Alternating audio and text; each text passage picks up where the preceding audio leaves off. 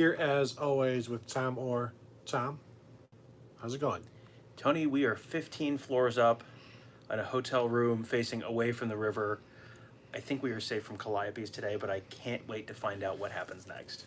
Don't say that, Tom, because there, like smoke I was detector going or to say something. fire alarm. Fire alarm seems There's likely to extremely likely. there is some fire suppression nozzles up there that I don't even want to. Let's not even get into that, Tom. Tom, how many days until the old Sugar Bowl? About 0.9 something days right now. We are under 24 hours, so that's good. The teams have arrived, Teams so have we know arrived. there will be a game. Hmm. And so we saw Ohio State arrive at their hotel, saw Clemson drive by us as we were coming back from the OSU hotel extravaganza. And Tom, can you tell us what players you saw, and so that we know who's playing? Oh boy, there were so many players that we Was could it? see. Yeah, I mean, because we were posted right out front of the hotel, in the area where the buses were presumably going to pull up, Mm-hmm. right by the big sign that said Sugar Bowl and Ohio State. And then the buses went down a side alley and they went in a side door. And by the time we got inside, they were walking in the doors, but immediately turning to the right, where was an area which we were there we could not get into. I can confirm that several OSU staffers are there. Quinn Temple, I believe, was I there. saw Jerry Emig. Jerry Emig is there. Let's see, Volt was there. Saw Volt. But I mean, all the big names, all the big stars. I think everyone, I think Ohio State fans probably resting easy now. All of the names you were worried about, yes, we saw them. So that's good to know. Good to know. This morning was the final press conference between with anybody, and it was Dabo and it was Ryan Day. About 8:30 this morning, they talked for a good 30 minutes to just give their final thoughts. It's what they have to do. It's their contractual obligation. They're just here so they don't get fined. And by the end of like from like minute 20 to 30, it was like, yeah, okay, we're ready for some football, guys. Well, and that's how this is every year. I mean, I think back to the press conference with Clay Helton and Urban Meyer the day before the Cotton Bowl, or the press conference with Chris Peterson and Urban Meyer the day before the Rose Bowl.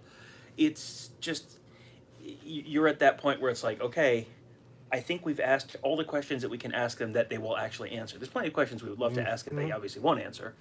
So it's like, okay, you get the last minute updates. Hey, when are you flying in? Was the trip in? What did you guys do?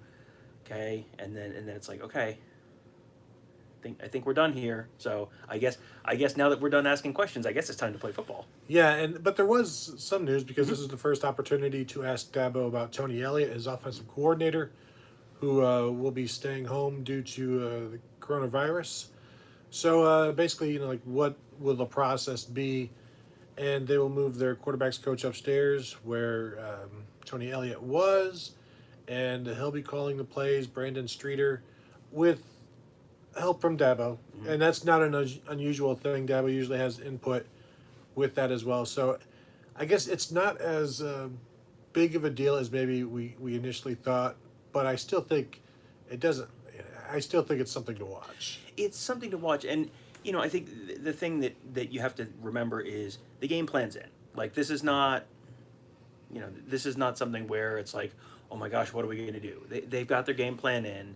Tony Elliott's been involved in everything so far. He's going to continue to be involved in everything, presumably right up until the point where they put that ball on the tee and he can't communicate with them anymore. But I think where they could have issues is you get a quarter in and then Ohio State adjusts to whatever Clemson is doing, and it's like, and then what? And they presumably have a plan B. How well does the plan B work? Do you have to tweak the plan B a little bit? That's when you may see more of an issue. I don't necessarily, if Clemson goes 3-and-out on its first drive, I don't think I would necessarily look at that and point and go, ha, Tony Elliott's not there. That's why this is happening. If Clemson starts moving the ball a little bit, Ohio State changes something, and then Clemson has to come up with an answer in the second quarter, third quarter, and then they're struggling then, that's where I think might see more of an impact from him not being there. Let's see what the adjustments look like second quarter, third quarter, and just see how seamless it is. Maybe you won't even notice. Ryan Day was asked about being an underdog, and because it's the first time being an underdog to my recollection. Well, they were a 2-point underdog against Clemson. This is the first time they were Really? Yes, last year I believe they were a 2-point underdog against Clemson, but they had. I saw a stat where they had won like every time they were an underdog under Urban Meyer, and then they just barely lost last year as an underdog under Ryan Day, but yeah, this is just the second time, and by far the biggest they've been an underdog. Yeah, and what he said was basically that's your opinion. You know, that's just somebody's opinion that they're underdogs, and at this level, I think we talked about it the other day. Like 7 points is still just one score, and I think that's still a close game. And so you've got the underdog aspect of the motivation. I don't really think that's too much of a motivation, but you use it. There's plenty of other motivation. It's last year's game. It's the you want to win this to go to the national championship and win a national championship. It's we've been through so much this year. Let's have something to show for it. I don't, being an underdog might be the least on the totem pole of motivations for this team right now. Yeah, I mean, this is not a team that needs to pull the disrespect card and the no one believed in us card. You may, if they win, you may hear a little bit of that after the game, but Ryan Day said the unfinished business, the idea of needing to finish the get a second crack at Clemson, like that was a big motivation for them coming out of that game last year. And then the pandemic hit, and then it was like, there's other stuff going on right now. There's other motivations. Just the motivation was okay. Just get back on the field. Just be able to play. Just be able to play some games. Now that you're back to the point where they're playing Clemson again, now you're starting to see that. I mean, the official game trailer for Ohio State was all about how you thought this was the end of the story. Maybe it's just the beginning. So this is the end of the story. So it's so then you're sort of back to the unfinished business. Like finish the story. Finish the drill. But but yeah, I don't think that the Ohio State being a touchdown underdog is. I don't think they need the motivation. I mean, it reminds me of when people ask Clemson, like, "Well, what's your motivation? If you're, you don't have to finish, you don't have to come, do the unfinished business thing like Ohio State is." Well, you get to play for a national championship if you win, so that seems like a decent amount of motivation. And they did not win last year, so they would still be motivated to do that, if not more motivated, because they were closer than Ohio State. Reminds me of the 2015 Ohio State team. It probably wasn't all that motivated, or wasn't motivated as much as they needed to be. And why? Because they won the national title the year before. What Day says is that this is an opportunity to write like one of the greatest stories in college football history. Their biggest motivation, the highest motivating thing, is just to have something to show for it. And Tom, I know I keep saying you've got the Big Ten championship. I mean, show that thing some respect. And maybe if they lose, then yes, that will be the thing they have to show for it. But it's certainly on the back burner right now because there's still so much ahead of them. And they seem to be confident. There's no reason for them not to be, but like there's just, around the program, there's this sense of like, it's fine. This is what we've been waiting for. This is what we've wanted. Now we've got it. Almost like, I don't know, maybe like a trap set by a spider of some sort. This is I don't even know. It's gonna be such an interesting game. I can't get past the story. The idea of the story and what kind of story that would be if you get to the from where they were at the end of that Fiesta Bowl. How you thought this was going to be first a bad thing happened, and then we worked really hard, and we had a really good off season, and then we had a really good season, and then we got a chance to beat them again, and then we beat them, and then hooray, and it was like, okay, that in January you thought like maybe that was going to be this team's story, and then all the other stuff happened, and the 1,000 things you couldn't have possibly imagined last January. And, the pandemic being one thing that obviously has not been what we expected, but the impact of that. And if last January you had said, in about 8 months, there's not going to be a Big Ten football season. Like, what? In July, I think we all kind of would have gone like, really? What? And then it was dead. And then the Big Ten said, it's really dead. We're definitely not revisiting this decision. And then you had parents go to Chicago, parents do a thing at the stadium, Justin Fields does a petition, everyone else is playing, and the Big Ten changes their mind, and the thing that is dead suddenly comes back, and then you have all the stuff that happened all fall, all the had some injuries, all the the COVID outbreaks, missing games that were not their fault, missing a game where it was. It was an Ohio State issue and not the other team's issue. All the drama about will they have enough games to make the field, all the drama about will they have enough games to play in the Big Ten championship game. Then Chris Olave is out, and it's like, out at a point where, is the end of the story going to be? And then he got COVID, and then he couldn't play Right. in the big revenge game, and then the Big Ten changes the rule, which makes it still not as still more restrictive than every other conferences. So it wasn't some crazy nuts to safety thing. But then it's like, okay, he has. It looked like the season was dead. It looked like they might not get in the playoff. It looked like he might not get in the playoff. Okay, now all of those things have been reversed. He can play. They're in the playoff. They're playing the Clemson team that a year ago killed their season. Like, this is setting up to be just an incredible story. But also they could lose, which would be a really unsatisfying end to the season for Ohio State. But real great.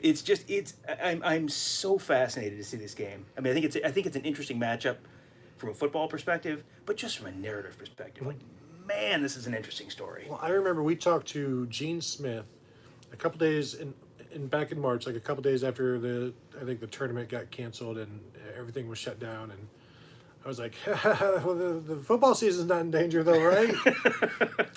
And he was like, well, that's too far out to even think, not even thinking that far out. And it's like, yeah, I'm sure it'll be fine. Big Ten football, what could possibly go wrong? And we saw everything that has gone wrong, and that's one of the things you're trying to maneuver. It's like taking a boat down the rapids for the first time, and you're just like, well, those rocks there are bigger, let's try these smaller rocks, and you just hope for the best, and you tell the guys to hang on every single week, every single day, and the coaches are doing it while everybody's getting tested and while they're getting tested themselves. In terms of everybody trying to get an answer out of Ryan Day of, hey, is everybody here? Maria Taylor was, I think, here in New Orleans at the airport, and she was like, so you had some starters out the last game. Are those starters back? And of course, Ryan Day is not going to tell her who is back. Basically, he just, talked for a while, said, we've got some guys back. The plane was a little bit fuller this time, and that's about the most you're going to get out of him. Because a couple days ago, somebody asked him directly about Chris Olave. Mm-hmm. He answered the question without saying anything about Chris Olave specifically, and that's just where he is. And he said full strength is a floating target right now, which is the most accurate thing. It's a relative thing. Full strength to what they've been this season. Mm-hmm. Maybe if we're talking grading on a curve, maybe it is fuller strength. Mm-hmm. I don't think it's going to be 100% full strength. Right. Correct. And I mean, this is one of these things that, so you want to be a football coach, you've got to get really good at responding to questions without answering them if you don't want to answer them. Ryan Day has gotten better at that. Like, you can tell Ryan Day is getting a little bit more comfortable, mm-hmm. massaging really uncomfortable situations and not being Nick Saban and, well, that's a stupid question. That you don't. You can tell someone to go to hell and enjoy the ride in a very delicate way, and that he's gotten much better at that. But yeah, we will all together find out the official verdict on who is playing and who is not playing at I don't know if you've heard of time tomorrow. It's tomorrow, kind of tomorrow afternoon. Tomorrow late afternoon, early evening. I would anticipate like dinner time on the East Coast, probably dinner time Ohio time. We'll have that official status report and be able to release it to you. But right now, Ohio State hasn't put out anything official. Ohio State hasn't said anything remotely official.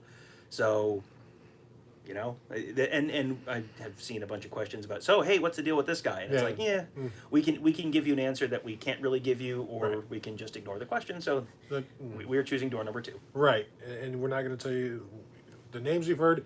We're not going to deal in rumors. Wouldn't be fair to the people who we would be correct about or mm-hmm. incorrect about. Mm-hmm. So, again, that's not something we are going to do. The thing that I keep going back to is the defense needs to be better to beat Clemson. And Ryan Day was asked about that. And basically like, is it better? We haven't seen it in so long. Ryan, is your defense better?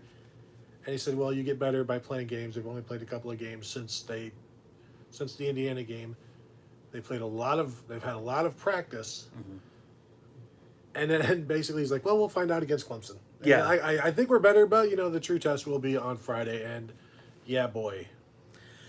I mean, this is, we had to do our staff predictions. Yeah.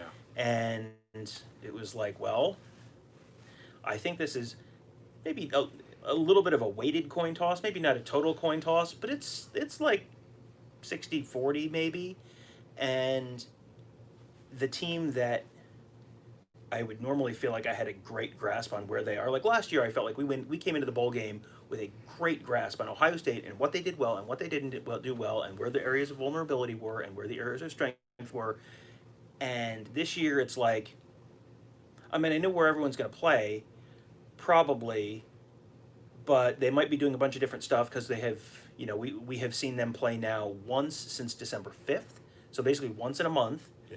And twice since November 21st, and there's only 6 games with a track record, and they've only been at full strength for basically like 1 or 2 games, basically. Yeah. And, I mean, they were full strength more or less for the first game, and then they were full strength-ish for the second game, but Justin Hilliard was out with a false positive COVID test, and then Cam Brown blew out his Achilles, and then they haven't been full strength the rest of the year. So it's just, this is a year where every time we do game predictions, it's like, I don't know, man. Like, what do you want from me? I just want to just type, what do you want from me? And just put a score, and that's it. Because, I mean, you go through the, just the straight up picks of the Big Ten games. Like, who's going to win Michigan, Minnesota? Who's going to win Illinois, Nebraska? And I think I might be below 500 because it's just, there's no rhyme or reason to anything this year. So in a game like this where you've got 2 teams that are not as good as they were last year and are, Ohio State especially dealing with so many uncertainties, and how are people going to respond? And Clemson has 1 scholarship player out, I think, but their play caller's out. Like, how much is that going to impact it? There's just, like, normally you can kind of rely on history and rely on, I remember a time this happened and this is what it looked like. This year it's just like, I've never seen any of this. Just kind of throw your hands up and go, well, we'll see. I think if Ohio State, say we believe things are fixed, or we were to be convinced that things were fixed, if the slot guy, or say Marcus Hooker, or the slot guy and the deep safety, say combined, they give up one touchdown. Mm-hmm. Aren't you feeling a lot better? Like I would change my pick to Ohio State. Like if you're telling me that, like, yes, I missed the game. Mm-hmm. It's DVR'd. Mm-hmm. And you tell me that one thing, like, those guys, there was only 1 touchdown out of the slot or, the deep guy. 1 touchdown in that area. And then I'd be like, Ohio State by 7, 10, something like that. Yeah, and I think there's a few of those. I think that's a good one, that Amari Rodgers doesn't have a big game. Mm-hmm. If you tell me that Travis Etienne has under 50 yards of total offense, I'd say, yeah, sure. If you tell me that Trevor Lawrence has under 40 yards rushing, I would think, okay, that's probably a pretty good sign. If you told me Trey Sermon runs for 140 yards, I'd say, okay, that's a pretty good sign. Trey Sermon and Justin Fields combined for 220 yards rushing. That's a really good sign. There's a bunch of those. I mean, none of them are guaranteed that they win, but any of those individually would make me think, okay, that probably makes it better than 50-50 that Ohio State wins. Yeah, I would agree with that. One last thing before we get to questions. Ryan Day said they haven't played their best game yet. Mm-hmm. Neither has Justin Fields. Neither has a lot of people. Have a lot of the players. So this is their last chance to play their best game, unless they win this, and then they will have one more chance. But no time like the present to get the most out of these guys, because just imagine if. I'm sure they're viewing it as their last opportunity, because you don't want to, like, well, I'll hold back a little. Got to save something for Alabama or Notre Dame. Yeah, maybe. So there's no holding back here, and then that goes for Justin Fields running the ball. That goes for everything. No holding back here. 4th down and 6. from the Clemson 42, Tom? No holding back. I can't imagine they're going for it on 4th and 6. From the 42. From the 42, I can't imagine they're going for it. I disagree, Tom. Fourth back. and 3, I think they go for it. I would be surprised to see. I'm not saying I would hate it. I'm just saying I don't see that happening. If Ryan Day is going for it on 4th and 6 at the Clemson 42, either he really, really, really is like leaving nothing in the leaving nothing in the bag, or they're down 14 points in the fourth quarter. It's either he is really going down swinging, or something terrible has happened and they're way down. Or Tom, he has such confidence in his defense that he's like, I don't care, I'll get up. You guys can stop them over 58 yards. Or Tom, he has no confidence in his defense, and he knows it doesn't matter whether they're 58 yards away or 78 yards away. Well, I mean, we watched some of the Army and who was Army playing? West Virginia. West Virginia, yes, the Army-West Virginia game today.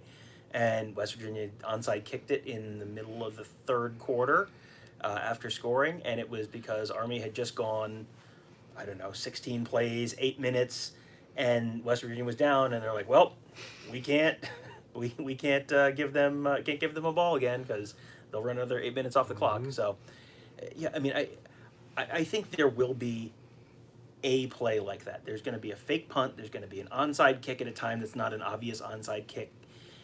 Either Day or Dabo is going to do something like that and try and steal a possession. And that this is a tight enough game that whether that works or not for that team could be the difference in whether they win or lose. I agree with you, Tom. Should we go to questions? Sure, let's go to questions. No bickering, please, though. Just questions. Good luck. And no questions about bickering. Michael says, how are we going to ring in 2021? Well, You're looking at it. Yeah, I was going to say, we still have to record the morning show Yes. for tomorrow as well. So, yeah, and all the bars close at 11, and they are limited to outdoor only right now, and that's just for the ones I think that serve food. So yeah, it's this is definitely not going to be a traditional New Year's Eve in New Orleans, and also it's kind of been raining all day. Yes, and might be raining harder soon. All right.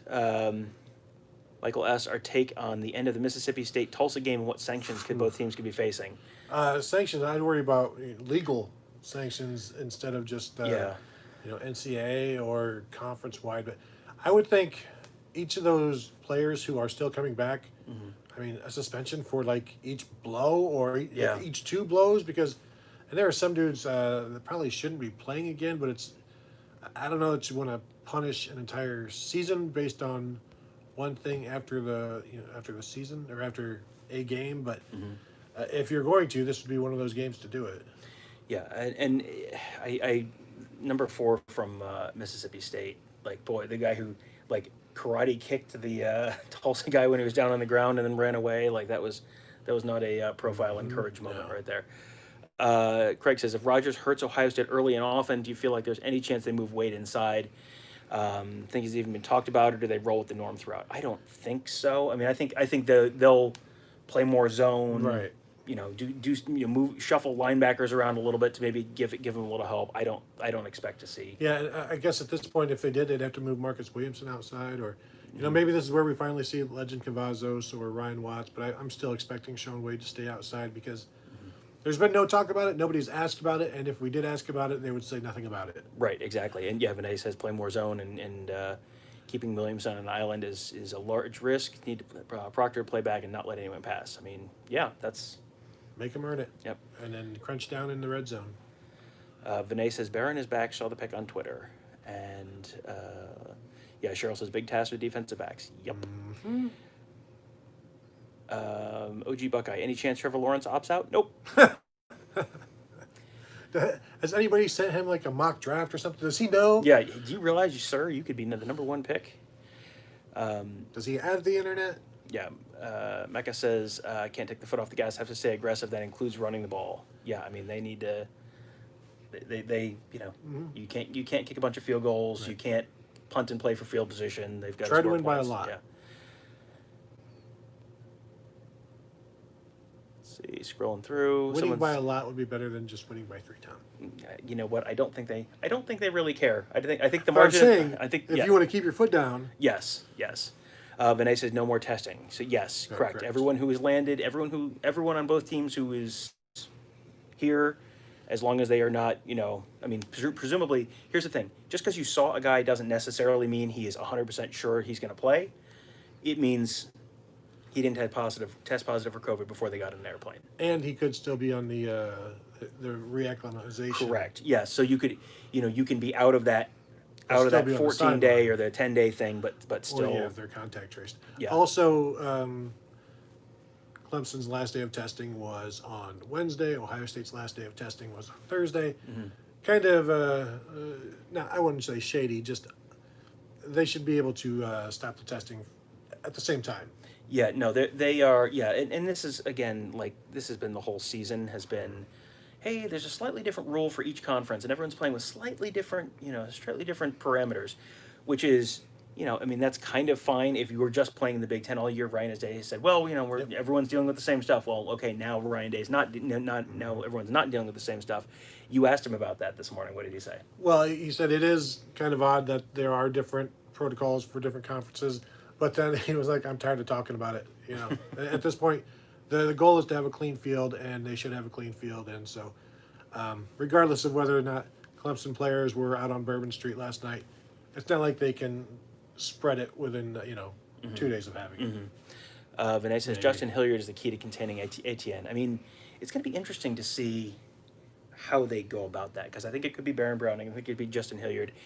Do you use Baron Browning as an edge rusher more? Could that be something they're looking at? And if they do, then that does become a Justin Hilliard thing for sure. So, I feel like he can't play enough, Justin Hilliard, because he's always making plays right now, and so that's one of those guys you just get him involved as much as you can. He's like the defensive Trey Sermon right now. Yeah, OJ Buckeye says Hilliard. You mean Pete Werner? I mean Pete Werner. That was Pete Werner last year. They moved him from the Sam to the Will. That's not really Pete Werner's job anymore. So I mean, it's possible that that's a surprise twist to the game, but that would be a big change from what. And they did that a little bit when Tuff was out, and moved Barron inside and moved Pete Werner back out to Sam a little bit. But no, I wouldn't expect. Yeah, it's Murphy says, why does Clemson not have to test every day? Because they are under the ACC rules, which are you have to test 4 times a week, and they tested Saturday, Sunday, Tuesday, Wednesday, or something, and okay, that's it. Now they're done. Yeah, Vinay says hold nothing back in this game. Give Clemson no quarter. And Are you sure you want to show Alabama everything though? Well, that's the thing. You hold nothing back. That's I mean, I think you got to get through this, and you worry about Alabama when you don't want to go into the off season thinking, well, we had these 2 other really good plays that might have gotten us a touchdown, and we only lost by 3 points. They don't. I don't think they're going to leave anything in the tank if they. It's like the World Series with the bullpen and burning starters because you still have to force a Game 7 or you got to get to Game 7 and worry about Game 7 when you get to Game 7. Cheryl says, Tony, you picked Clemson. Tony, how dare you? I only picked Clemson because I think they're going to win, but that was before I knew the defense was fixed. Also before I knew Clemson's offensive coordinator is out. Tom, you picked Clemson by more. Did I? I picked them to win by 3. I think you picked them to win by more. But you gave them more points. But I gave Ohio State more points. But I gave Clemson fewer points. So when you say I picked Clemson to win by more. With more. Mm. They're both prepositions, Tom. Anywhere a cat can go. You all nimbly bimbly. How many carries for Justin Fields in the game as far as design runs? 12.5, you're going over under. Including sacks. Over. All right. Because I think there's going to be, I think 10 to 12 runs is probably about right. 3 sacks, 4 sacks. I think that's a comfortable over. Yakov wants to know if we were allowed in the Superdome today. No one is in the Superdome. I mean, the Buckeyes were in the Superdome today. We were not allowed in there. We will be in there tomorrow.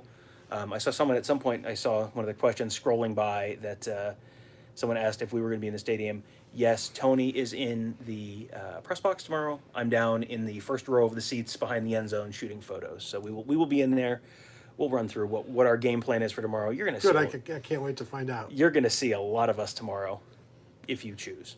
We're not gonna just show up at your house. Maybe. I feel like I've scrolled past the questions. Someone says if Trevor Lawrence is playing, OSU will get nuked. I mean, Trevor Lawrence is playing, so I mean, they held him to 29 points last year, right? yeah. But, I mean, and I think it's worth noting, like this year's Ohio State team is not as good as last year's Ohio State team. This year's Clemson team is not anywhere as good as last year's Clemson team either. And I mean, they lost to Notre Dame. and Clemson's, I mean, there's an asterisk on that, but there's oh, I mean, that offensive line is not great. They're not great, and Can't run the ball that well. They're Despite having the ACC's all-time leading rusher. right, and despite having one of the best quarterback prospects in the history of college football, to make people worry about the pass, they still can't run the ball very well. The 2018 Buckeyes. Well, I mean, a little like Florida. I mean, Florida couldn't run the ball at all, even though they had Kyle Trask and Pitts and all those guys. Oh man, don't be a sugar cookie. He's not going to see the games in the Navy, and we're losing service tonight. That's a bummer. That is a real bummer. Let's see, we got that. OG Bucket says there's no way Tony Elliott is the only one out for the game tomorrow. I mean, that's it. They did the testing where Tony Elliott tested positive, and then they're not testing after that. So why should we test after that? Why? What happened? No. Why would they test the position that he coaches? Tom, that makes no sense. You know, why would you test after that? Let's just get on the plane. Just get on the plane. Don't ask a question you don't want the answer to. Exactly. Ben says, was Day implying that Olave is rusty? I don't think I got it. No. He's just saying that it just takes time and people just don't step right back in, even though they've done pretty well. Like Thayer Munford and Nicholas Petit-Frere in the offensive line, when they came back, they were pretty good. It is a process, though. I mean, but that they've had practice to do that, and they are all mainly veterans. So that they're, and this kind of season, everybody's been in and out anyway because they play every other week. Dale says, how many media members are allowed at field level? Worried about next game, hopefully. I don't know an exact number. There are fewer media people here than I think there would be during a typical year, and I think that's limited media access for a good bit of it. But yeah, I don't know. I mean, normally during a normal year, how many people travel for these games? 30, 40? On the OSU beat. Feels like maybe more like 20 this year, maybe 25. I mean, it's maybe 20. Yeah, it's like maybe a little more than half of what it would be in a normal year. So, and if they get to Miami, that number probably goes up a little bit. Probably. Yeah, but I have no idea what it'll be. It'll be interesting to see what the parameters are there. Neil says Buckeyes have the advantage on both lines. I think that's very likely true. And the thing is, we keep saying, and everybody, us, Tom, the thing that we've said about football is that the game is won in the trenches. I've never heard that before. That must credit Buckeye Weekly. But then, I can't ignore the secondary. And so that's where I keep going back to. Bill asks, any chance we see some reps with Browning at defensive end and Hilliard in as well? I think there's a real possibility of that. Someone else earlier was asking about Hilliard being in at Sam in some of the practice videos, and if Hilliard's at Sam and Browning is playing, that tells me Browning is in doing some edge rushing probably. Well, and we're talking about full circle with this Clemson thing. It would also be full circle with Baron Browning from the first day of practice, before spring practice, before everything got shut down. He was repping at defensive end, and we talked to him about it a little bit and how that was a process, and really haven't seen much of it this year. So maybe now we do. Nick says Clemson defensive line dominated the number one offensive line against Notre Dame in the ACC championship game. This is typically the time of year, and I don't want to spoil the surprise, where things start to go to pieces for Notre Dame. And I don't want to spoil the surprise about what's going to happen tomorrow, but I don't think Notre Dame's offensive line is quite as good as everyone really, really, really, really, really wants you to think they are. Every year, this Notre Dame team is different. Watch what happens. I bet you a shiny nickel that the exact same thing will happen that happens every time they play in the New Year's Six or a BCS bowl game. You're going to lose by double digits. Make sure to put a spoiler label on the show, Tom. Maybe. OG Buckeye says, this feels like all of Ohio State's energy and emotion is going towards this one. whereas Clemson is looking forward to Bama. And maybe, I mean, Ohio State is more focused on Clemson than Clemson is on Ohio State, probably, just in terms of like anger. Yeah. And, Ohio State has been thinking about Clemson all year. Clemson has other stuff to think about. And, when they got back to Ohio State, it was like, oh, hey, you again. But I don't know if that makes that big a difference. Yeah, no, and don't worry about Alabama at all right now. I mean, imagine Ryan Day after the game, after an Ohio State loss, saying, talking about Alabama. Buckeye fans would be like, "Who cares about Alabama? Right. Why are you talking about Alabama? Right. Let's, why weren't you focused on Clemson?" So yeah, there's no worries about Alabama right now. RG Clan thinks Ohio State can win if they destroy the secondary in the first half. Nolan Turner, the safety, is out for the first half after a targeting call. Maybe that opens up some stuff for Garrett Wilson, Chris Olave downfield in that first half. If they can get a lead, I mean, that's the best case scenario for Ohio State. You go into halftime with a lead. You're up 27-17, 24-14, 24-17. At halftime, maybe you get the ball to start the second half. You can start running the ball a little bit more, pounding it at them, trying to wear them down, keep that clock moving, but again, stay aggressive. You can stay aggressive with the run. Ryan Day talked about that this week. Tom, if Ohio State is leading 28-10 at the half, over/under passes in the second half is 9.5. 28-10. Do they get the ball to start the third quarter? Because I feels like a 28-10. If Clemson gets the ball, they immediately march down the field and score a touchdown. Correct. So, do they get the ball to start the second half? Oh. Well, then I'm going to say over 9.5 passes in the second Wrong. They get the ball to start the second half. Yep, Vinay says 15 carries for Justin on the read option plus the scrambling. I mean, It would be nice to see some of that read option. yeah. Matt says, does the red zone performance have the potential to be better this year than in last year's game? Feels like that was a huge limiting factor last year. Could it be worse, Tom? It sure couldn't be worse. I mean, I guess it could be. Well, no, Northwestern was bad. Northwestern was bad. I think the hope would be if they can run the ball, if that gives you, if you're not trying to throw the ball in the end zone while you're in the red zone, that makes it maybe a little bit easier. Also, don't forget the tight ends are there in the red zone, in the end zone as well. Nick asked if Ladson and Ngata are playing. Ngata, He said he was pretty healthy, so yeah.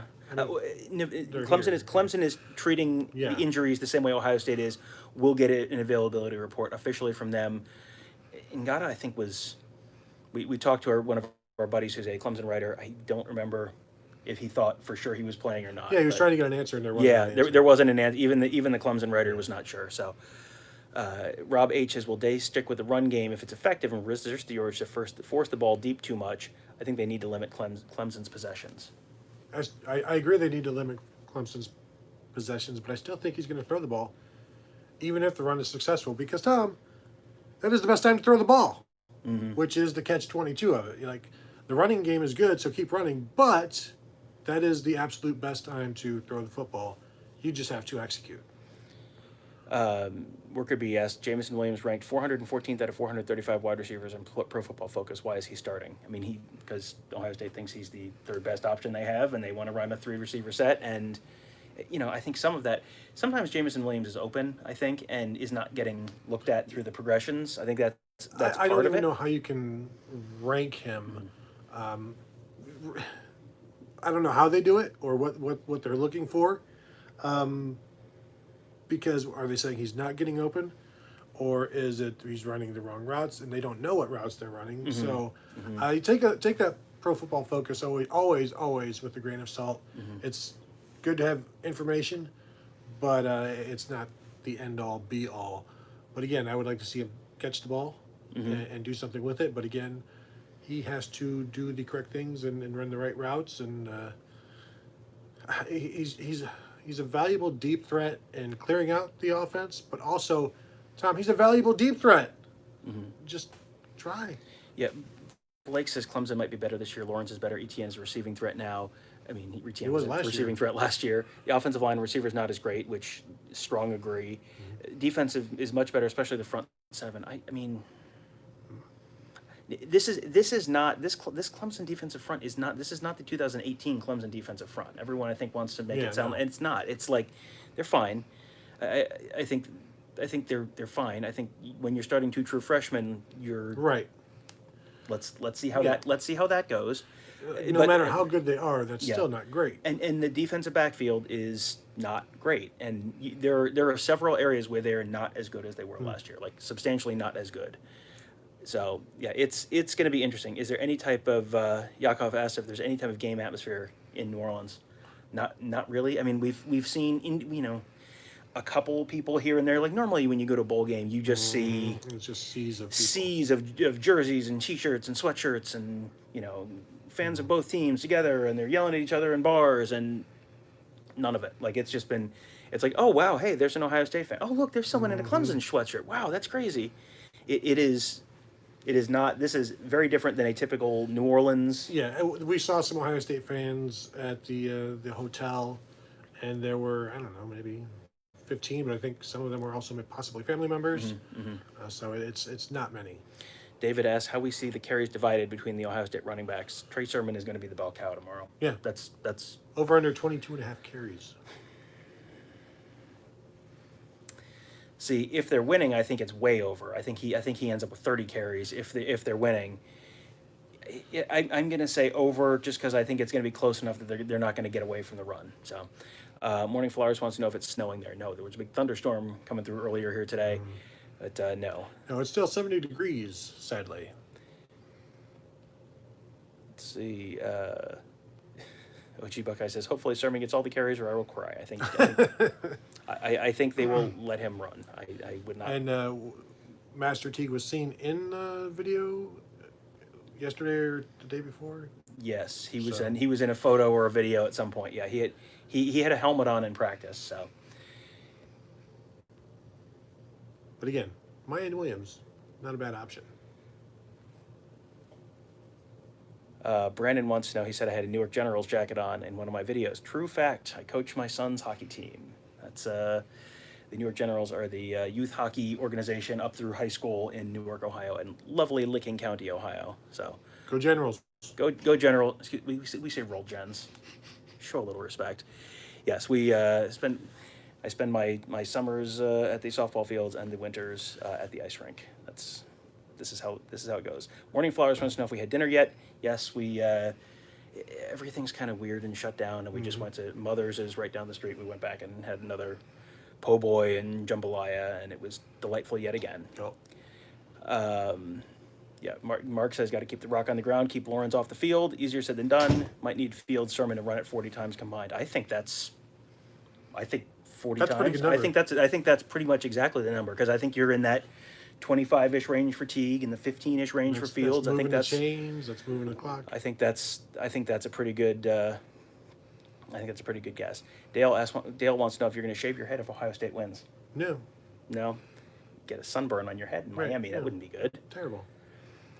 Cheryl says Tommy's strongest in the defense. Tommy Togiai. I mean, he and Haskell Garrett were both in a picture or video or something. They're both here. That's Good thing. They're gonna be a big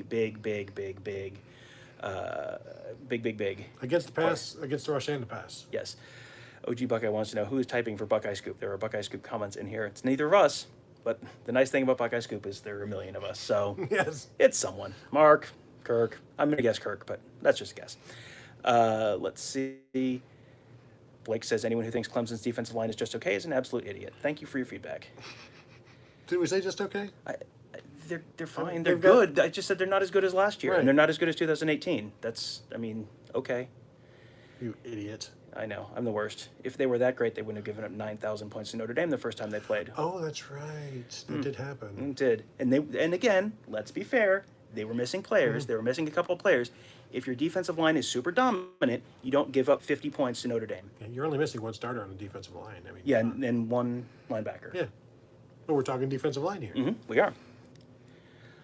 Rob says best way to protect the secondaries to pressure Lawrence. Buckeye pass rushers need to find their A game, and that's going to be an interesting balance because they want to keep guys back. They want to keep potentially play zone. Maybe you have a couple deep safeties. So then you're not rushing a bunch of guys. You're really leaning on that defensive line to get pressure in that case. And if they have to start blitzing, that opens things up back in the back end. I mean, it's And you have to hope that whoever is in nickel safety or the slot corner or deep safety is doesn't bite too quickly on the scramble and then leave something open deep, because Trevor Lawrence will keep his eyes open downfield as long as they can, and he's got the arm to make all of those throws on the run. Ben asks how the Notre Dame defensive line compares to Ohio State. I think Ohio State's defensive line is better than Notre Dame's. I mean, how does it compare? I'm sure they all had Ohio State offers as well, and I'm sure Ohio State's guys had Notre Dame offers, but I would take Ohio State's defensive line. The depth is there. Now again, the depth has been an issue this year just because of COVID, and they've had guys out, and but I'm confident that Ohio State's defensive line will do better than Notre Dame's. Worker B wants to know, any chance Ohio State huddles?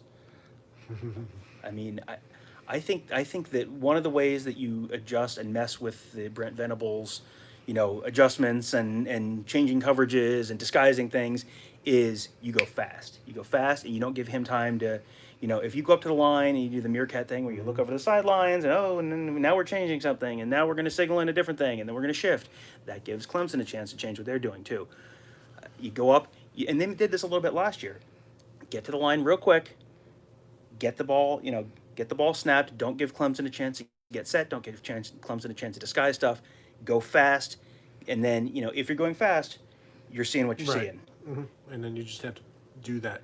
The huddling is an interesting one where you do like the sugar huddle where you huddle close to the line, and then you break the huddle and you immediately go to the snap and you try to hide as much as you can, but then also you're missing part of the defense. Like you're not getting necessarily to see as much of the defense as you want, which kind of hinders Justin Fields and what he's going to be doing.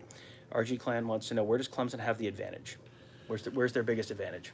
I would just think the overall skill on offense is the concern that I have. The passing game mainly, and the passing game at the end, I almost feel is more dangerous to the Buckeye defense than the running game. And I know I'm probably putting too much of last year's performance on this, and it's a different defense. There's no Chase Young, there's no Devon Hamilton, but Clemson hasn't run the ball very well this year. So why would that change this week? Yeah, and I think the two things that would be the biggest numbers that in terms of the passing game that I would want to know is Amari Rodgers and Travis Etienne. What's the total receptions and yardage for those two guys, because those are the two guys that I think could really hurt Ohio State in the passing game, and that's that's a serious vulnerability if they can take advantage of that, and Trevor Lawrence's legs. Zach wants to know, didn't Ohio State single out Nolan Turner last year? Is missing the first half even that big of a deal? He was the guy. Nolan Turner was the safety that Chris Olave, there was that 4th and 1 play that Chris Olave caught a touchdown pass on. That was on Nolan Turner. No, they had him isolated on Chris Olave again on that final snap, where Chris Olave thought they were going into a scramble drill, broke one way, Nolan Turner broke the other way, and it was just it was an easy interception. He's the one who's out. Here's the problem: even if you don't think Nolan Turner is not that is that fantastic, the guy who's backing up Nolan Turner is presumably someone that the coaching staff at Clemson does not think is as good as Nolan Turner. So. That's a and it's someone who's going to be a little bit more inexperienced. This is Nolan Turner's multi-year starter. I mean that's 30 minutes of game time that that guy back there has to be in control and under control. Buckeye Scoop, who I'm going to guess is Kirk, says take a moment and hit the like button if you care to. Thanks, maybe Kirk. David wants to know how big of a role for Julian Fleming in this game. I mean, I don't. Now that you've got Olave back, the roles are going to be diminished for almost everybody in terms of the passing game, except for Garrett Wilson. But I do think he showed some things. Maybe he gets some time at X. I don't know. Vinay wants to say, run the ball with Trey in the red zone, use tight end post routes. I mean, now you're just talking crazy. Tight ends, come on. That's not a thing. 15 minutes ago, tight ends in the red zone. Don't forget about them. In fact, primary targets. Scrolling. Buckeye Scoop. I say hi, Kirk. Again, Trey Sermon's going to have a big day. I think that's a possibility. Boy, lots and lots of bickering and All right. questions. Okay. Rob H says Fields' thumb could be an underrated factor that's been kind of been glossed over, and you feel how problematic it could be. Well, we didn't gloss over it a few days ago because we thought it was pretty significant. Intel since then has maybe diminished the severity of the thumb injury, and so things seem to be okay there. But I would also like to see it in action. I think maybe we haven't maybe talked about it enough the last couple of days. Yeah. Because it could very well be the main issue with Ohio State's offense. Well, I think they're going to come out and probably try and get a bunch of kind of quick stuff, 5 yard, 7 yard, get the ball out real quick, try and get him in rhythm, get him a little more comfortable, get him a little more confidence. If you see that and he looks good doing that, you should probably feel pretty good. If they're doing that and it's going behind receivers and it's all over the place, or he's double clutching, like that's when it's like, that's probably not great. David says Pro Football Focus ranks OSU as the best defensive line in the country. Is that true? I don't They spend have, okay, yeah. but again, the metrics. What are they using? Yeah. Neil says play Jones at fullback at tight ends in time. Serious? I assume he means DeJuan Jones. My answer on should DeJuan Jones do fill in the blank is yes, absolutely. You want to have him kick? Fine, absolutely. DeJuan Jones should be a bigger part of all of our lives. He should have been punting while Drew Crispin was out. Big facts. That's his nickname. That should be his nickname. It's Big Thanos, Big Greasy. I don't think Big Facts is his name. Maybe it should be. Vinesh says Fields needs to step up big in big games, not make stupid throws like he did versus Indiana. I mean, he's he knows. Yeah, he is aware of the stakes of this, both from a personal and team perspective. You know, another big game, another bad game for him here could cause him to slide a little bit in the NFL and cost him millions and millions of dollars. I think he's well aware of all of that. Worker B wants to know if there's any word on if Xavier Thomas is healthy for Clemson. I think he's the one who didn't make it. There's one scholarship player who didn't make it, but that's quite possible. There's been some cryptic talk about him that Dabo isn't answering questions about him and said it was asked directly about him and said we'll have an availability report before the game. Well, and when Ryan Day says that, Ryan Day has been doing that all year. Dabo all year has been answering direct questions about injuries, and then all of a sudden he's not talking about Xavier Thomas. That tells me I don't expect to see Xavier Thomas. That's not a guarantee. This is just a little bit of informed speculation. Vanessa's Clemson does play poorly in New Orleans, and Ohio State has a good history in New Orleans, and that's a really interesting storyline because everyone I think has been thinking about Ohio State can't beat Clemson. Clemson every time they come to New Orleans loses, and they lost last year. They lost in the 2017 semis against Alabama. There was I think one more. We were just talking to someone about this the other day, but yeah, they've lost quite a few in Clemson. So in New Orleans, where are we? New Orleans. Yeah, New Orleans. You're right. It's hard to tell without any noise going on. Yeah, it's true. Speak the truth, tell no lies. Says I don't think we've seen the Ohio State offense fully unleashed. He believes been holding back as far as plays. I mean, you're going to see some different stuff, and I think you're going to see a more aggressive offense. So from that perspective, yes, but I mean, it's going to be interesting to see because I feel like you haven't really, like we said this earlier, you haven't really seen this entire Ohio State team as a team really yet. It's the weird year, but.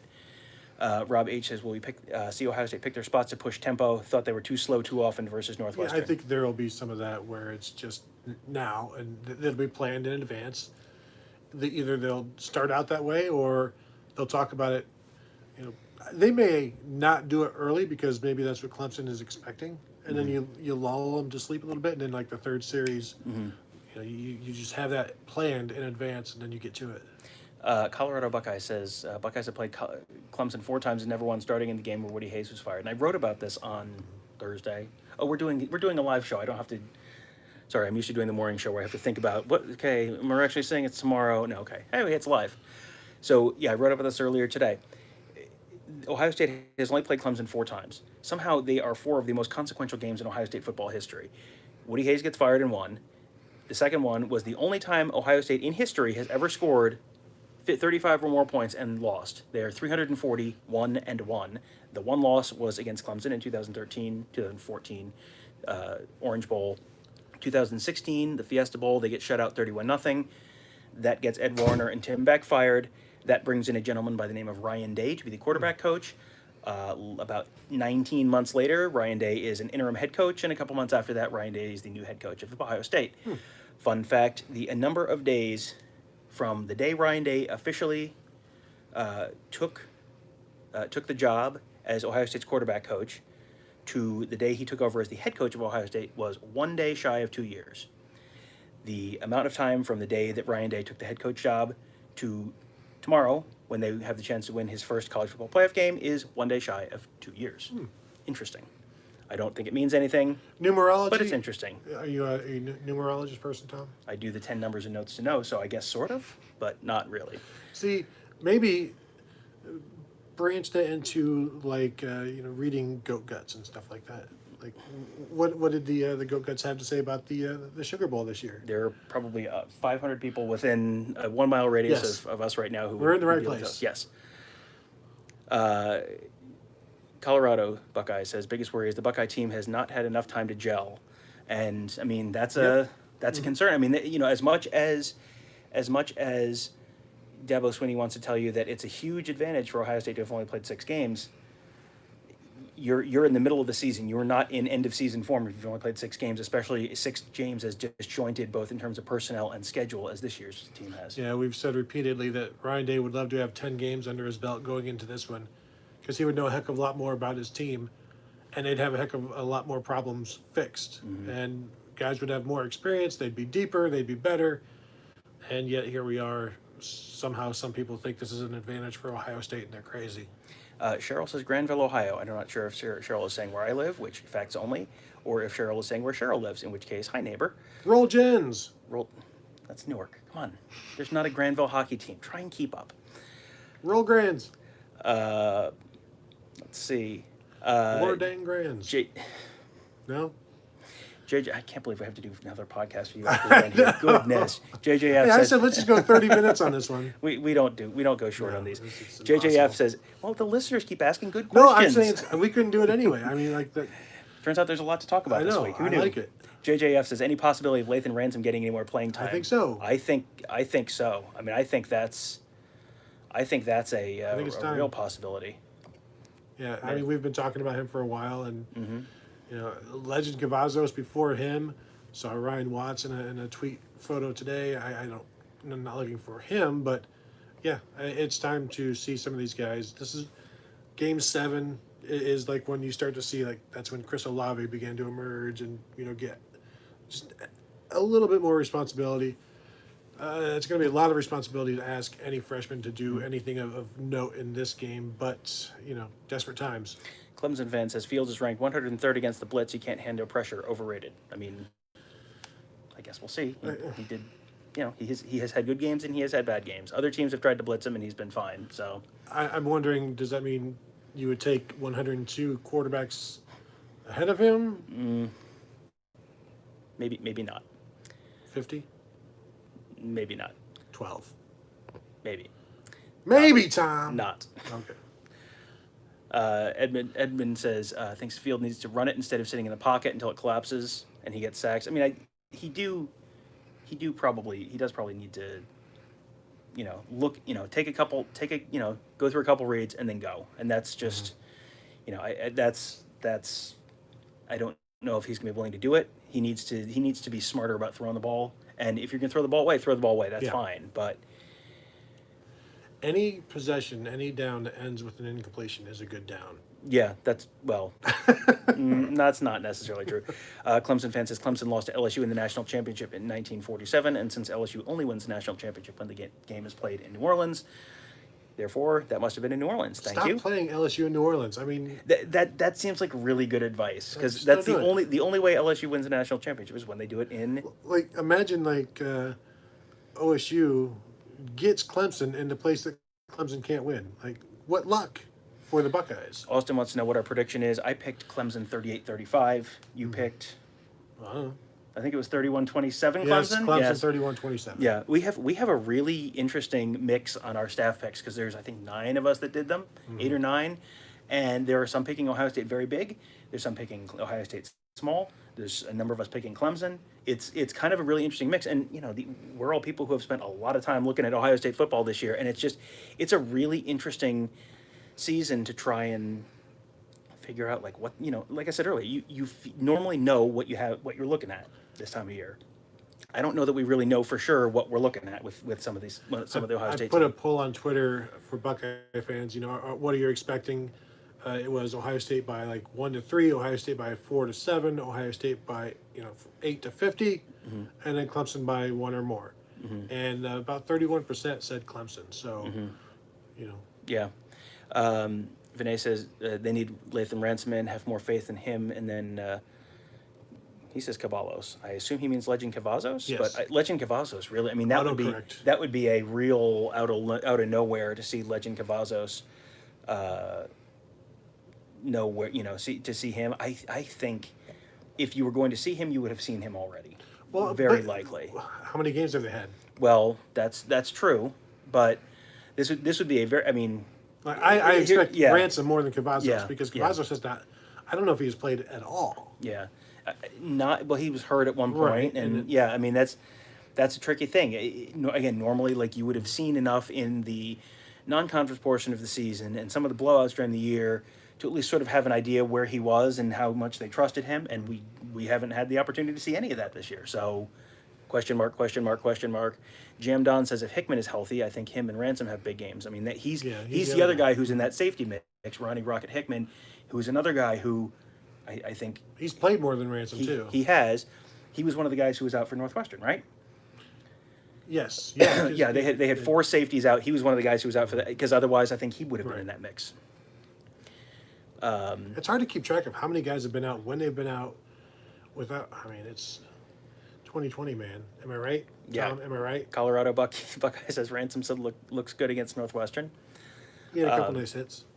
Yeah. Ronald Miller says Buckeyes win 98% of games, scoring 28 or more. You know what they ought to do, Tom? Score a bunch of points. What's that, Tom? Score 28 or more points. I would suggest 35, even though that's not necessarily a winning number against Clemson. At least 35 points. They're going to have a pretty good shot to beat almost anybody. Well, here's the thing about scoring 35. They've lost once when they scored 35 against Clemson. Never lost when they scored 36. How are you going to score 36? Do you go for 2 when you get to 34 points? Do you go for 2 rather than kick that extra point? Because then you're guaranteed to win. You've guaranteed exactly yourself to win. Now, if they don't get that, what's their record when they score 34? Have they ever lost to Clemson when they've only scored 34? No. There you go. There you go. So either, just maybe just settle. Like take a knee rather than going for 2. You don't need to. David says Tony picked Clemson last year. What a dog. Yeah, jerk. Yeah. I like the fact that no one remembers what I picked. Hey, man, I cashed in. C Drive 28 says if there's a magical deity floating in the clouds above, in 2 weeks' time, the Buckeyes will have beaten Notre Dame by 30 in the national championship. You are. I don't know what it'll take to get Notre Dame to that game, but it will be a lot. I don't think Ohio State beats them by 30 either. I think Ohio State beats them, but I don't think they beat them by 30. I don't think I'm going to have to defend that in a couple weeks. So I think they beat them by 49. There you go. I guarantee it. Ohio State would beat Notre Dame by 49 this year. Colorado Buckeye says, and they won't play till next year, so you're safe either way. Colorado Buckeye says they have not released the availability report yet. Have they? The answer is no. We're gonna get that. We're gonna get that tomorrow night at like dinner time, East Coast time probably. I'm guessing they've been dropping them like an hour and a half before the game. That's probably about right. Clemson fan says he's shocked that we both of us picked Clemson. I think it's going to be a really good game. Yeah, I think last year I said after that game I think Ohio State wins. Ohio State wins that game 8 out of 10 times they play. It took a ton of real fluky stuff for Clemson to win that game last year. Ohio State was a better team last year. I didn't necessarily think that going in. Ohio State, I came away from that game thinking Ohio State was absolutely the better team last year. Oh, yeah, they were. This year, I think Clemson's the better team. They both have holes. Neither of them as good as they were last year. But it's a pretty close game. It's like a 60-40 kind of thing for... Yeah, and both teams are playing in pretty shady conferences. Yeah. Right now. You said shady. Yes, I did say shady. Just to be Yes, clear. yeah, Just to be clear. Lots of shade. Mm-hmm. Worker B says if available, Jackson Smith and Jigba must play more snaps than Jamison Williams. They don't really play the same spot. Not that they couldn't move people around, but you don't need to sell us and Jackson Smith and Jigba. Rob H says if there's ever a week to go against tendencies to scheme up Ruckert and Farrell on key third downs or in the red zone, this is it. I mean, we've talked about people running trick plays. Ohio State throwing to the tight end is basically a trick play. Mm-hmm. But do you want to do that and show Alabama? Gotta save something there. Boy, a lot of questions about the tight ends. Austin 109 says, if I told you the game was practically over by the third quarter, who won? Oh, I think the answer is Clemson. Yeah. I think there's a way Clemson blows out Ohio State. I don't know how does Ohio State blow out Clemson? Because I think Trevor Lawrence is too good to get held to 10 points. So and they'll keep firing. They're going to keep firing, so Clemson's going to score worst case scenario 20, 24 points. And it's not even like, whoa, if Trevor Lawrence gets hurt, well, they have a pretty good backup quarterback too. Don't make me say his last name. His name is DJ. He's good. But no, he's I think there is a way Clemson blows Ohio State out. I don't think it's super likely. I don't know what paint me the picture where Ohio State blows Clemson out tomorrow. Well, it may feel like more of a blowout than it is on the scoreboard. Like, Ohio State does whatever they want, but because they've been running the ball so much and controlling the clock, maybe it's 17 points instead of a 28-point, Clemson blowout. Like 17 could feel like a lot if, Ohio State is doing what they want and the Clemson offense is struggling. Like 34-17 to me is a blowout. Yeah. So Worker B says, will DJ play in a competitive game? I think no. I mean, unless Lawrence gets hurt, I don't know why you would pull Lawrence out of there. Nick says he thinks Clemson's hitting their stride at the right time while OSU still hasn't figured out their team. Ryan Day said that. You come away from the game 2 weeks ago that, Clemson annihilates Notre Dame. Ohio State kind of farts around against Northwestern. I don't think there's much of a question there. And that's the thing with Ohio State. I guess the path to Ohio State blowing out Notre Dame is everything has been fixed in the last 2 weeks. We have seen Ohio State play one game in the last month. So they have come out of a week off with COVID and missing 3 starting offensive linemen and just absolutely blown Michigan State off the field with like half of their team. This Ohio State team, if things are clicking, if they're focused, if they have the guys, could be really good. The talent is there. The talent is there where Ohio State might be, just as a roster overall, more talented than Clemson. And if you look at the recruiting rankings, that'll back that up. That is a objectively true thing if you want to go by the recruiting rankings. Go ahead. No, go ahead. And Dabo has said that the game against Notre Dame was their best of the season. So yes, they are playing their best ball. Ohio State is still trying to figure themselves out, and there's no comparison between where each team is in terms of knowing what they are. And this has got to be where Ohio State steps up and has their best game. And if they don't, now you're talking about a Clemson blowout. Edmund says if Ohio State can get in the red zone, they cannot settle for field goals. Last year, 3 out of the drives they had field goals. Still only a 2-score game out of 4 drives. I mean, that's been a topic all week. Yeah, and what was the Northwestern?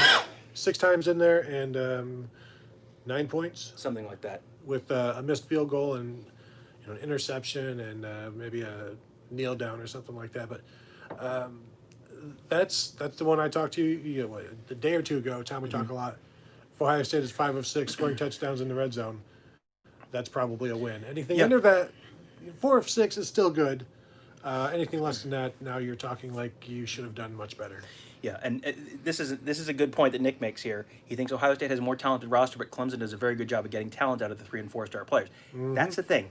Dabo, for a number of years, if you look at the recruiting rankings, Clemson's in that like 5, 8, 10, 12 range. Ohio State's always in the top 5, top 3, top 2.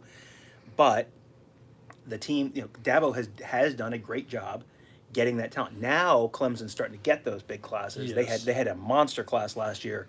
I think they've got a pretty good one coming in for 2021 as well. But yeah, I mean that's going to be the really interesting thing. How good can Clemson be when they're improving the already good source material? Yeah, it's been interesting. It's been fun to watch just him build it, and now it's this gigantic thing that is also now recruiting on the level with Alabama and Ohio State and all of Georgia. And although it's funny that Georgia recruits so well, and then they play so poorly. I don't know if it's coaching or it's not the SEC East. We know that. No, never. Big Lead says OSU is playing with backup safeties. No, the question is who are they going to play? I think everyone's going to be available back there in terms of Proctor, Hooker, Ransom, Hickman. We're not aware of any of those guys not being available. It's just a matter of who do they think is going to be a good fit here. And there has been indication, and Hooker and Hickman were both out for the Big Ten championship game, but they had Ransom in there, and Ransom did fine. So maybe that means Ransom has an opportunity to play more in this game. Yeah, and they wouldn't be backups; they would be the new starters. Yeah. So. Yep.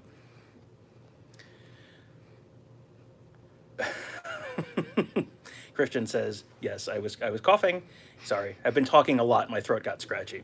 We've only been doing like an hour podcast every day. Tom has to do a 15, 20-minute morning show on top of that. And then he spends like 3 hours a day yelling at the TV. Mm-hmm. So don't even get him started. It's all cooking shows, though. What are you doing? Braise the meat. Butter, not margarine. The pizza, exactly. You have to be able to score in college football these days. Having a good defense is good, but if you want it scoring, if you're not scoring points, it really doesn't matter. And that's that's the thing. You can't. You have seen the change in college football and the style of college football. If you want to know how what that looks like, just look at Nick Saban. How was Nick Saban winning football games 10 years ago? He's winning 9-6, losing 9-6, winning 21-0 in the national championship game where they kicked 5 field goals. I think they kicked 5 field goals and had 1 offensive touchdown, and LSU didn't get the ball over midfield. Right. Oh, yeah. I mean, that's how they were winning then. Mm-hmm. Now it's now the game has shifted again. You can't just play stifling defense like the 2002 Buckeyes, 2011 Alabama.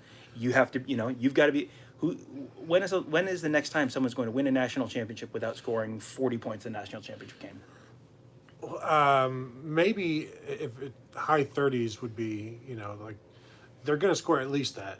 And if they don't score more than that, it's because it's maybe more of a shootout, so they don't have as many opportunities, or they don't have as much control of the ball. The Saban thing, they've also gone to a more dynamic quarterback. They're they're recruiting quarterbacks. They're not just Jacob Coker. Like, imagine they played Ohio State with Philip Sims. Mm-hmm. Or Blake Sims. Blake Sims, yeah. And he was like, there's no way he would be in a 3 deep for Alabama right now, and he was a starter. And they had guys like that every year, just guys, and because that's all they needed, because they had the defense and they had the running game, and you just needed a game manager. And now you need more than that. Jam Don says, "Do you guys have media boxes for the game? Where do they place you guys in the stadium?" He's gonna be up in the press box, which is I think way super high. They say it's really cold up there too. Yeah, I've heard really cold, and apparently the photog workroom is apparently very cold as well. So I'm looking forward to that. I'm down in the first row behind the end zones shooting photos. So that's what our game plan is for tomorrow. Christian says, "All good. We're good sports." Yeah, usually. Who said that? Who said that to me? And it's so nice. We have Clemson people and we have Ohio State people, and everyone's for the most part getting along tonight. This is so nice. And Clemson people, and I guess Ohio State people too, we are planning to have our buddy Matt Connolly from the state newspaper in Columbia, South Carolina, on tomorrow morning. We're supposed to be meeting him probably around 11:15, 11:30 right? Eastern time. That's the plan for now. Eastern. Yeah, Eastern time. Yes, got to adjust. So we will. We're planning on doing another one of these with him. Be able to do a lot more back and forth, and he knows Clemson better than we do. Almost as well as the fans do. Mm-hmm. The We know Ohio State better than he does. Probably he's pretty smart though. I do. I like maybe. We like I'm Matt. right a lot. here, Tom. We like Matt a lot. So we will have Matt on tomorrow morning. So we'll do probably, I'm guessing, half an hour with him tomorrow morning. It's up to you guys. Then we're going to go over to the stadium probably mid-afternoon. I'm going to guess 3 o'clock Central Time, 4 o'clock Eastern, give or take. And we will probably do you don't need to watch what Alabama's going to do to Notre Dame. You can just watch us instead. So Kids don't need to see it. You don't need to see it. We'll be over at the stadium probably 5 hours before the game, 4 hours before. I don't know. I don't want to think about the math. It's Yeah. We're going to be over the stadium early. I'll have to get my We'll- planner out and see. We'll be over there tomorrow afternoon as well. Follow us on Twitter. We'll tell you when we're going to do it. He's at Tony Gerderman, TonyGerdman. I got it right. No, you didn't. Stick it, Pony. Pony is the new chief. Boy, the Venn diagram there of people who are going to understand that one is not that big. It's all right. And I'm at Tom Orr4, TOMORR, the number 4. So you can follow us. You can follow us there. I made a meme. How about that? So let's see. Vinay says it's 70 degrees here. Yes, that's true. German drummer wants to know how's the hotel. Yeah, it's fine. Yeah, it's a hotel. It's a walls, ceiling. I mean, every Scottish inn is the same. There's no ceiling fan, so we're not at the Austin resort where Urban Meyer was staying when he wasn't staying there. Big Load says Clemson fan here. Great show. Second year watching. Like, comment, subscribe. Appreciate it. There you go. And so Only watches once a year. yeah, that's fine. I'll take it. Whether you need it or not. Yeah. I think we've gotten through pretty much everyone. My goodness, the comments have gone bananas on this one. I've lost my place about 5 times. Vinay says, what time's the show starting tomorrow?